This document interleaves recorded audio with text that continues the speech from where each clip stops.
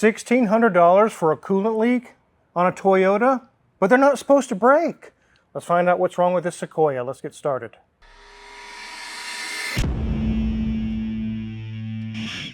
This is a 2011 Toyota Sequoia. It has a nice pearl paint, and it is the Platinum Edition.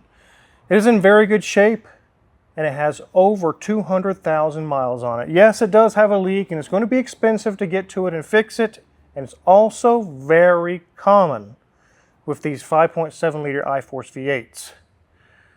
Let's take a look around this really sweet Sequoia. I really like these. And then we're going to dive into why is it $1,600 though? Here's the front of this Sequoia, and I really do like the headlights on these. They look cool. As we come around to the side, you can see there's a little bit of a crease in the bumper down there by the fog light, but nothing too serious. Some nice open country ATs on it. We do see the paint starting to peel right here, and I think it's because it looks like it got some dent or something right there, and it probably chipped the paint. But it does have over 200,000 miles on it. It shows very well otherwise. Let's go ahead and hop under the hood. And here we can see our 5.7 liter all torn down. Several hours of work just to get to that leaky plate. And you can see coolant staining and leaky coolant all over the valley area. So the customer complained when they came in that about every 2 weeks they have to add a quart of coolant, and their question is, where the hell is it going? They don't really see it so much on the ground. They don't see giant puddles, and they're like, where is it? And unfortunately, like you just saw, it comes from the center of the engine. It kind of leaks and pools in there, and it can dry and evaporate, and you don't see it on the ground, but you can go through quite a lot of coolant. Here's a picture here of as we were taking it apart. There was actually a small mouse nest in there. We got that cleaned out, and as this picture here, you can see it was caked on with the pink color all around what's called the valley plate, and it's basically a giant open coolant chamber where the block has coolant crossover going on through it. Let's take one more look around the engine, and then we'll dive into the interior review. So this is a wide engine. It is overhead cams, and there's not much room to get to a lot of things, but the coils are easy to get to if you need to do a tune-up. That does have a thermal clutch style fan, and belts and things are easy to get to. These are very reliable, very powerful engines. But this, what you're seeing, is a very common issue around 250,000 miles. Let's take a look at that nice interior of the Sequoia. Well, ladies and gents, here's your gauge cluster. Yeah, that's all you're getting today because you just saw the engine bay. I can't turn anything on. But it does have almost 207,000 miles on here. You'll have to take our word for it. The wizard wouldn't lie to you, would he? Nah. But we look up, dash is in really good shape, looking nice, everything's nice, kind of a taupe color. Got some ivory below that, nice infotainment screen, simple dial controls. This is Toyota, they don't overcomplicate things. We have a very, very wide section here in the center. We have our gear selector, we have 2 cup holders, and I guess a spot to put your highlighter and, oh, Burt's Bees, love Burt, and then another little catch spot here. Wow, there's a lot, and look at this armrest. It is just huge. Very nice, actually soft leather, feels really comfortable. As we look up, of course, they've gone to Chipotle's. Okay. As we get to the seats, they do have perforated in the center. Looking good. 200,000 miles. Looks like they have sat in it, but again, it's been holding up very well. Door card, looking good. Liking that the wood to accent at the front. Got a little bit of a spot here. Let's see. Oh, very cute. Very nice little spot.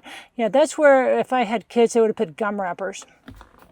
Because this is a big boy, they have got enough seats for 7 people in here. Yes, we've got a 3rd row hanging out back there, and you can see that it does have a 40-60 split. So you can have it in full cargo mode, partial cargo mode back there, and still be hauling around a whole lot of people. Headliner, looking good. It's not sagging. I don't see anything ripped, nothing torn. So here we are back at the steering wheel, and this is one of the advantages to having a wood steering wheel. Yes, this is that it holds up to the test of time. You have a little bit of marking up there where some of the lacquer has come off, but other than that, a lot of steering wheels before this time with their leather or kind of a plasticky thing, yeah, they've already been falling apart and looking gross. But nope, not in this case. Everything's looking really good.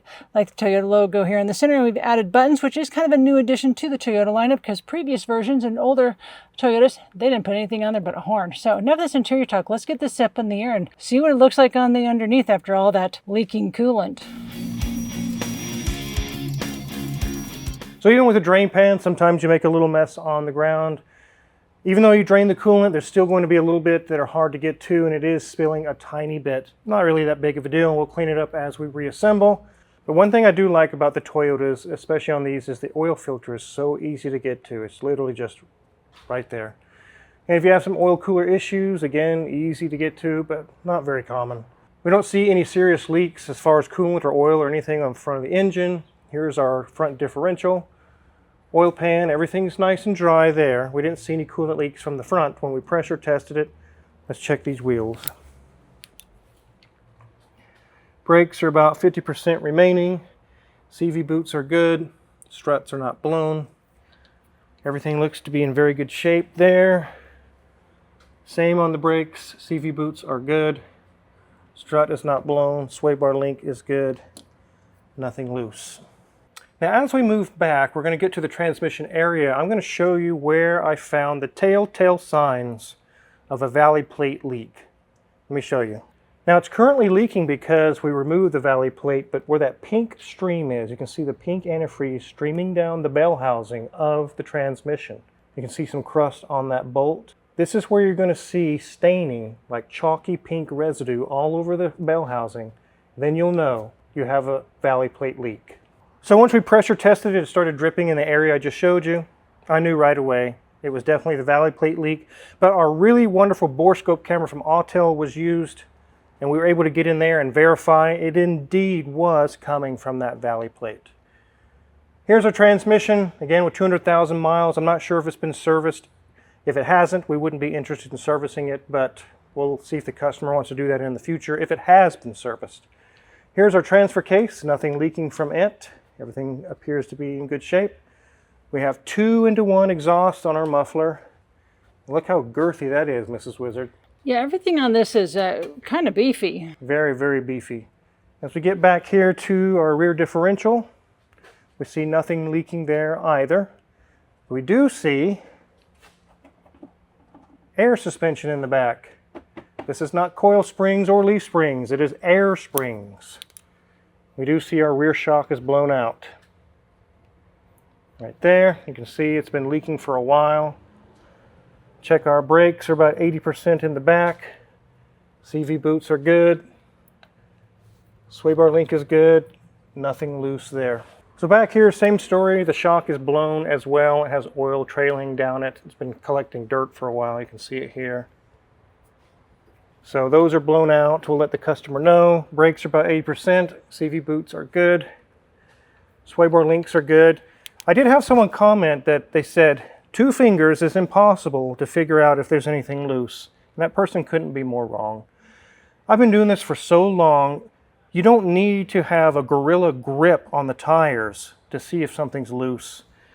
A wheel bearing or something, if it was loose, or tie rods or control arms or anything, I have always been able to find it just with 2 or 3 fingers. It's very, very easy.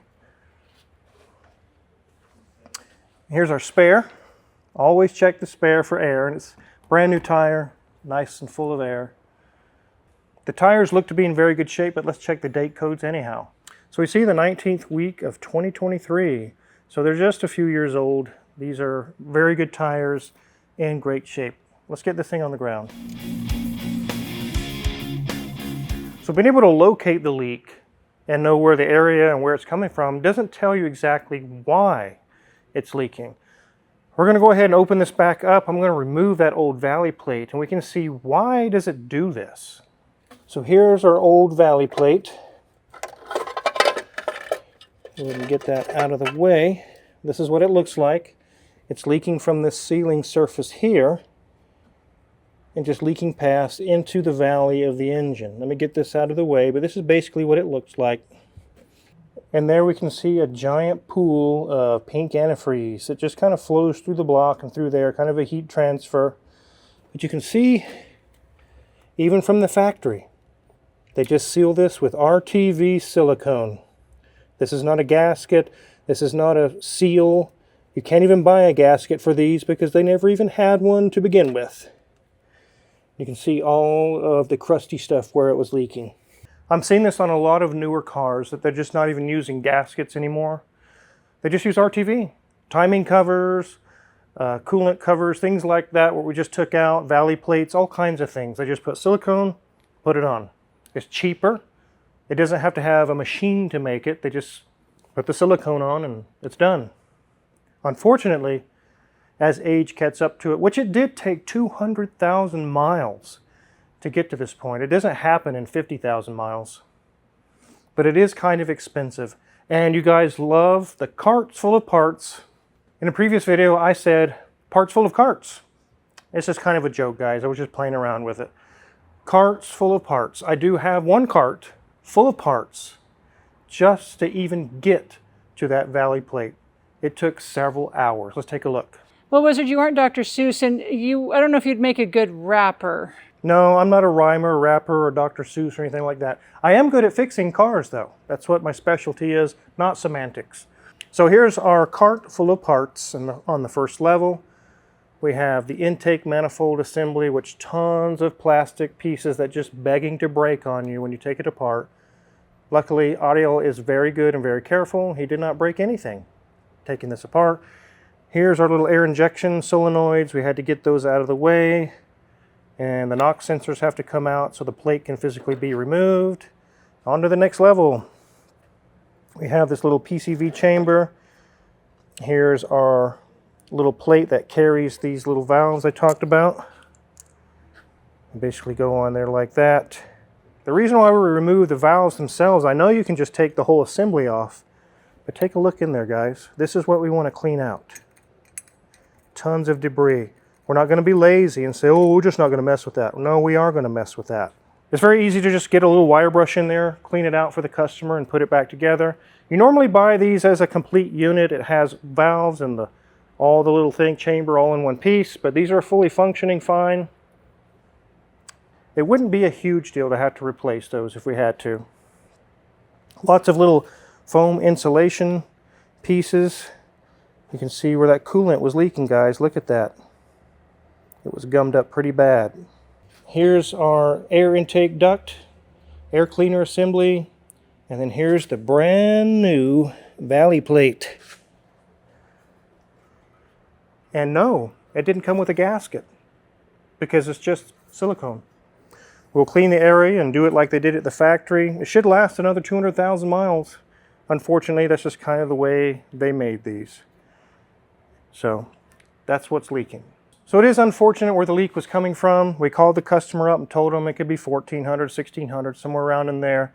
You have to buy the valley plate. There is some intake gaskets, some coolant, and quite a bit of labor to get down to it. And sales tax. There is sales tax in New Mexico too. We can't get away from that. So when we added everything up, that's what it ended up being. And the customer said, I'm happy to pay it. I want this fixed. It drives so nice. It's like a new vehicle. If I can get this coolant leak taken care of, I'll have peace of mind for many thousands of miles to come. Is it worth it? Absolutely.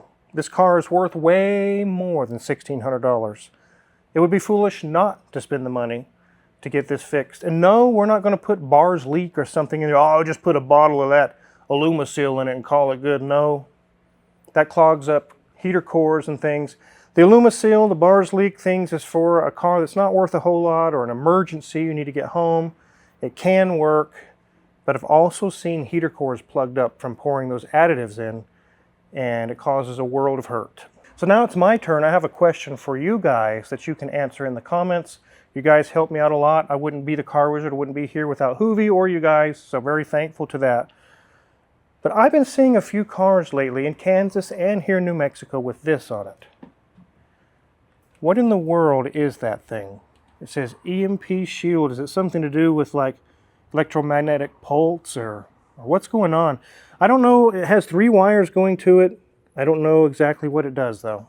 There's a ton of aftermarket products out there that you can add onto your car. I don't really keep up with all those, so I'm not familiar with that. You guys can let me know in the comments, what exactly is that? Good thing we brought these Mrs. Wizard from Kansas, these little stepping stools. Yeah, they are super handy. And that one you're standing on came from the boat. Yeah, it's actually a boat one.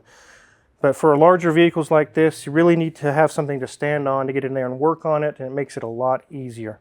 They actually make topside creepers that kind of like a tabletop that wheels in here and you can work on it. We don't do a whole lot of trucks, so we don't really want to get into that, but we've conquered the leak.